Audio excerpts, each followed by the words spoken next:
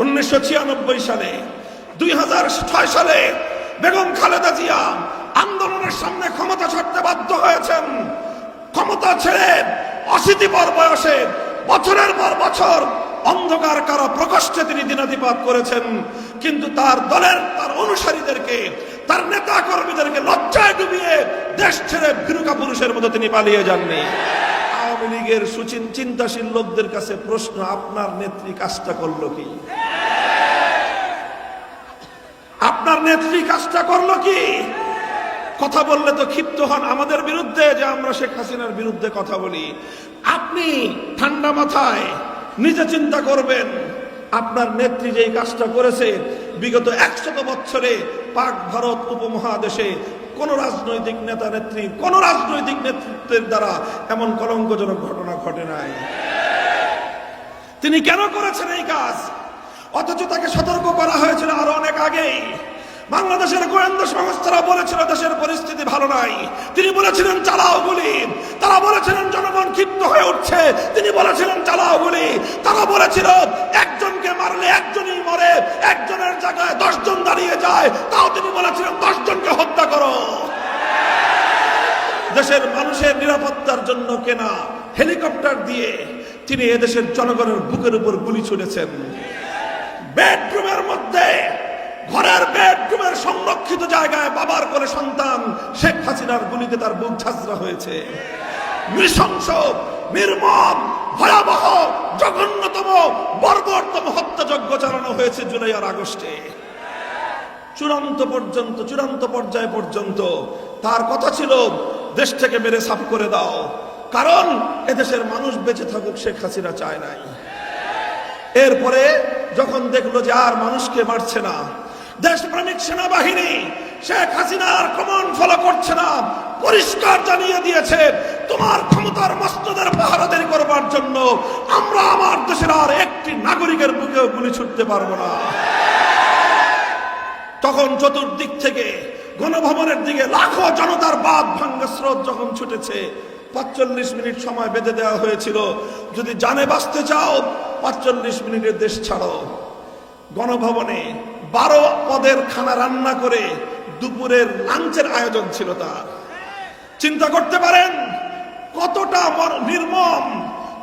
নির্মম হলে একটা দেশের প্রধানমন্ত্রী হয়ে 2000 মানুষের বুকের রক্তের উপর দাঁড়িয়ে 12 পদের রান্না দিয়ে লাঞ্চ করতে পারে।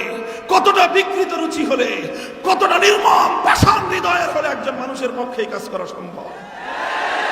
যখন তাকে পালিয়ে যেতে বলা হলো, সমস্ত মিডিয়া গণমাধ্যমে এসেছে, সচিত্র প্রতিবেদন এসেছে, পালানোর সময় 14টা সুটকেস ভরে নিয়ে গেছে। 14টা লাগেজ নিয়ে গেছে শুধু তার বোনকে, অর্থাৎ তার ছেলে মেয়ে তো আগেই দেশের বাইরে পাচার করেছে। যার তার আত্মীয় স্বজন যা ছিল সেগুলোকে বাইরে আগে পাচার করেছে। ছিল একটা বোন, এই বোনটাকে বগল দাবা করে 14টা লাগেজে করে সে উড়াল দিয়ে তার পরম মমতার দেশ, যাদের কৃতদাসী হিসেবে এদেশটাকে সে জ্বালিয়ে পুড়িয়ে সরকার করেছিল, তাদের কাছে গিয়ে আশ্রয় নিয়েছে। সংগ্রামী সাথী ও বন্ধুগণ, প্রমাণ হয় আজ বাংলাদেশের যে অর্থনৈতিক ভাবে বাংলাদেশের ঝুড়ি তলাটা ছিন্ন করে দিয়েছে, তলাবিহীন ঝুড়িতে পরিণত করেছিল বাংলাদেশকে। আমি আশ্চর্য হই যে একটা বিধবা নারী, তার এত টাকা দেওয়ার কি দরকার? হাজার হাজার কোটি টাকা বাংলাদেশ থেকে পাচার করেছে, এত টাকার তো তার দরকার নাই। বিধবা একটা নারী, তার জীবনের শেষ প্রান্তে উপনীত, সে কেন এত টাকা চুরি করলো? মেগা প্রকল্পের নামে, মেগা প্রজেক্টের নামে মেগা দুর্নীতি করেছে। পরে আমার বুঝে এসেছে আসলে টাকা চুরি করার জন্য দুর্নীতি করে নাই, দুর্নীতি করেছে বাংলাদেশকে ধ্বংস করার জন্য। বাংলাদেশ যেন বিশ্ব দরবারে অর্থনৈতিকভাবে মাথা উঁচু করে দাঁড়াতে না পারে এই জন্য। আর মেগা প্রজেক্ট যেগুলো করেছে, এগুলো করেছে মানুষকে ধোঁকা দিয়ে মেগা দুর্নীতি করবার জন্য। সংগ্রামী সাথী ও বন্ধুগণ, এই কথাগুলো শুধু এজন্য বললাম যা সেই পতিত পরাজিত ভিনদেশী কিরণক ফ্যাসিবাদী শক্তিকে রাজনীতিতে পুনর্বাসিত করবার জন্য বাংলাদেশের কিছু রাজনৈতিক দল তারা রাজনীতির নামে ভণ্ডামি করবার চেষ্টা করছে। দেশপ্রেমিক আগস্টের বিপ্লবীরা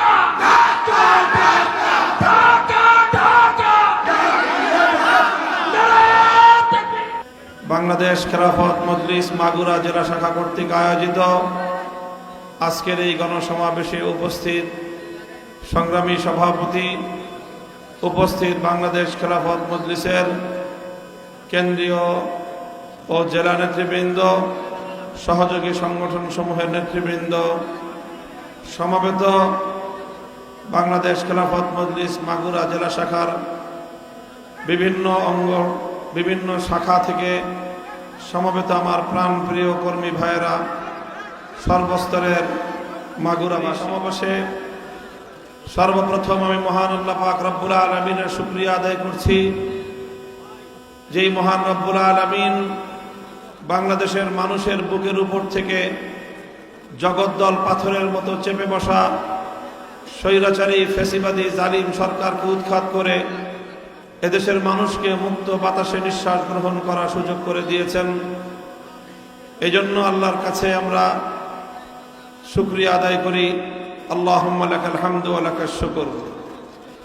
এরপরে আমি কৃতজ্ঞতা ভরে স্মরণ করছি ওই সকল বীর শহীদানদেরকে যাদের অসামান্য অবদান, ত্যাগ, কোরবানি, এমনকি শাহাদাতের রক্তের নজরানার বিনিময়ে আমাদের এই মাতৃভূমি জালিম এবং স্বৈরাচারী শাসন মুক্ত হয়েছে।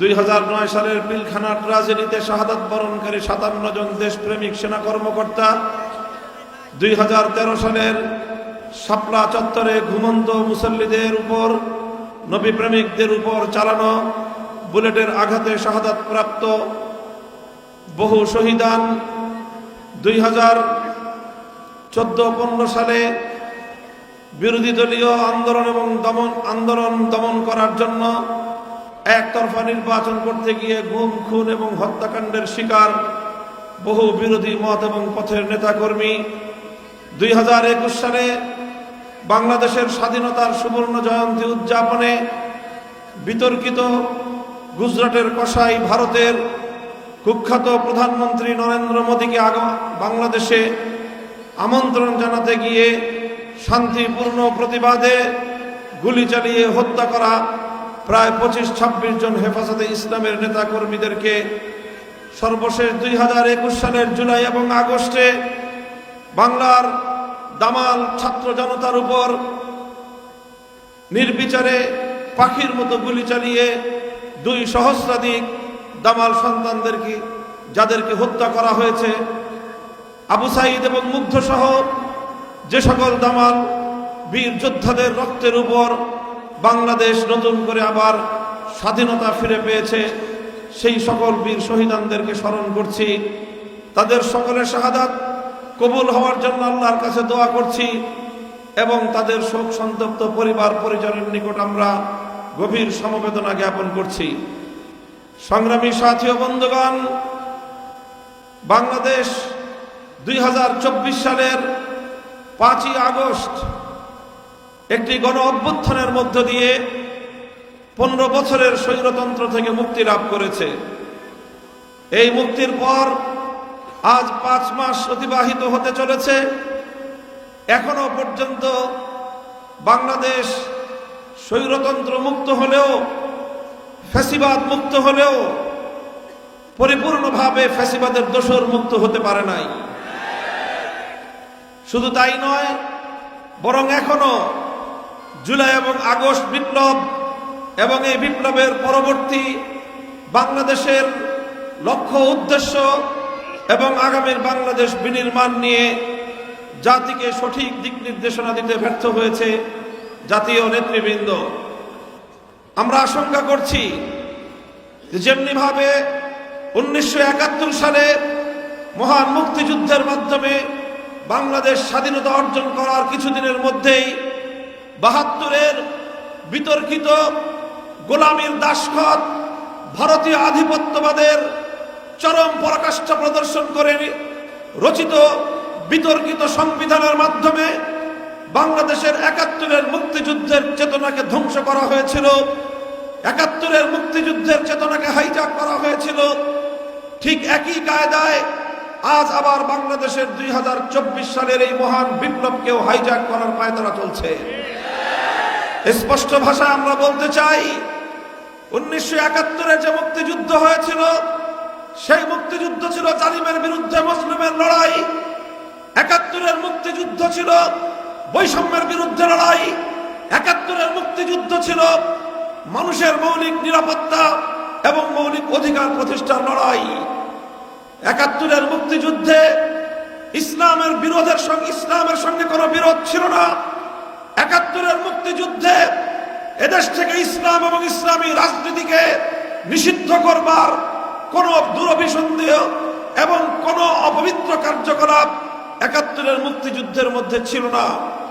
এমনকি 71-এর মুক্তিযুদ্ধ পূর্ববর্তী বাংলার রাজনীতিতে মুক্তিযুদ্ধ চলাকালীন 9 মাস পর্যন্ত বাংলাদেশে কেউ কোনোদিন ধর্মনিরপেক্ষতার কথা বলেছে এ কথার প্রমাণ দেওয়া সম্ভব নয়।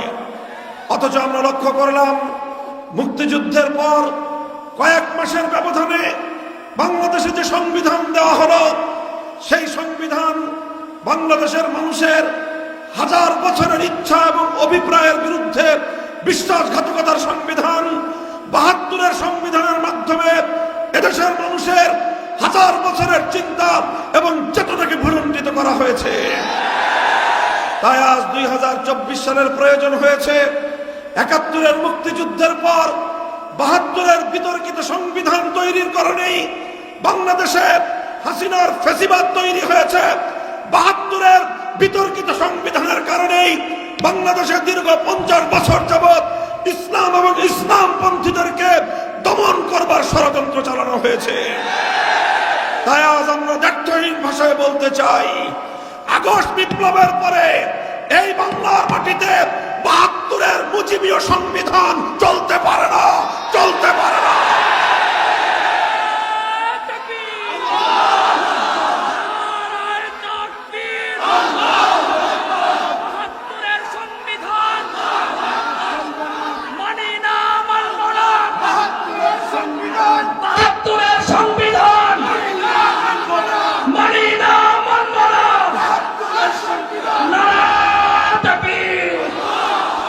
সংগ্রামী সাথী ও বন্ধুগণ, মনে রাখতে হবে 15টা বছর পর্যন্ত বাংলাদেশের মানুষের বুকের উপর এদেশের মানুষের ইচ্ছা, অভিপ্রায় এবং তাদের গণরায় মতামতের বিরুদ্ধে একটি ভিনদেশী রাষ্ট্রযন্ত্র বাংলাদেশের আভ্যন্তরীণ বিষয়ে কূটনৈতিক সমস্ত শিষ্টাচারকে বর্জন করে জোরপূর্বক বাংলাদেশের আভ্যন্তরীণ ইস্যুতে হস্তক্ষেপের মাধ্যমে একটি দেশ তাদের এক কৃতদাসী সেবা দাসীকে বাংলাদেশের মানুষের বুকের উপর ক্ষমতার মসনদে বসিয়ে রেখেছিল। জাতীয় এবং আন্তর্জাতিক পর্যায়ে বাংলাদেশের মানুষের সকল ধরনের মৌলিক অধিকার খর্ব করবার জন্য আন্তর্জাতিক পর্যায়ে এবং বিশ্ব জনমতকে উপেক্ষা করে আন্তর্জাতিক সম্প্রদায় থেকে বাংলাদেশকে বিচ্ছিন্ন করে রাখা হয়েছিল। আর যখন 2024 সালের আগস্ট মাসে, যখন জুলাই এবং আগস্টে গোটা বাংলার সকল তরুণ, আবার বৃদ্ধ তৌহিদি জনতা, সকল স্তরের ছাত্র জনতা, সকল শ্রেণী এবং পেশার মানুষ সেই ভিনদেশী দালালের, ভিনদেশী সেবাদাসী শেখ হাসিনা সরকারের বিরুদ্ধে যখন